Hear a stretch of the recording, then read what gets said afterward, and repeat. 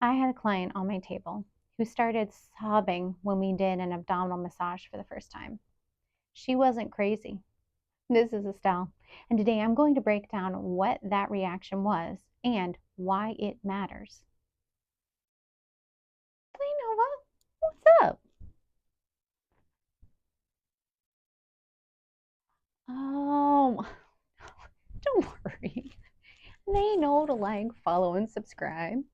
Everyone wants to empower their healing. This client had been in a car accident that cost her the life of her baby. She was hit with the steering wheel in her abdomen. That massage wasn't just after being cleared by a doctor. She was coming to me with chronic lower back pain 20 years later. I had another client who was seeing me for chronic neck pain.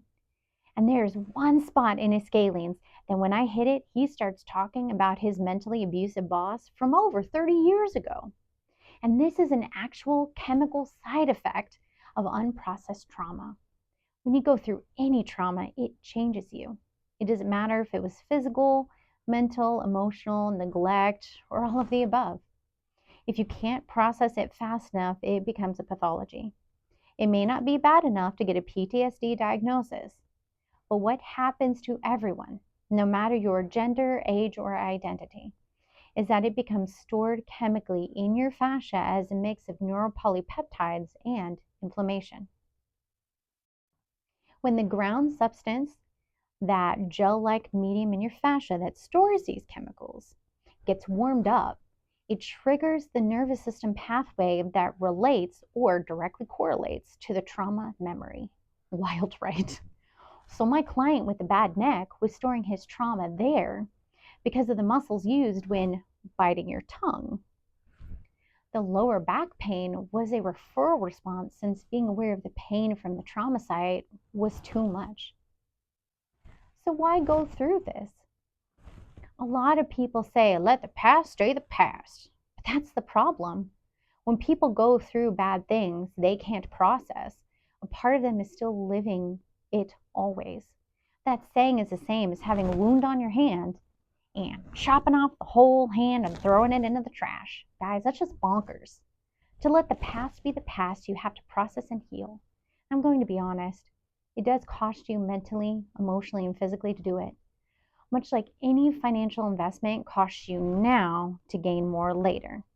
Yes, it costs you today so you can have a return on investment down the road. It's fair if you can't do that all day, every day, and makes sense if you can't do it alone. Good news is there are many tools that help you do that. Obviously, mental health therapy to help with the mental and emotional processing. Massage therapy helps process the physical part of this.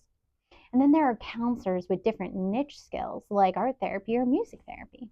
You can't forget how healing gentle movement itself is, especially things like somatic healing. And of course, there are many hotlines for emergencies. Trust me, everyone has at least one source of unprocessed trauma. You are not alone.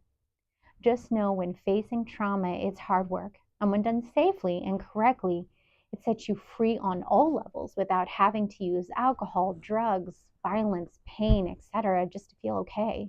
You're just okay. And when you're on the table and you start talking about a childhood bully, you know why. You're human. Your massage therapist will listen and understand. They may even have a referral to a mental health professional to help you stay safe.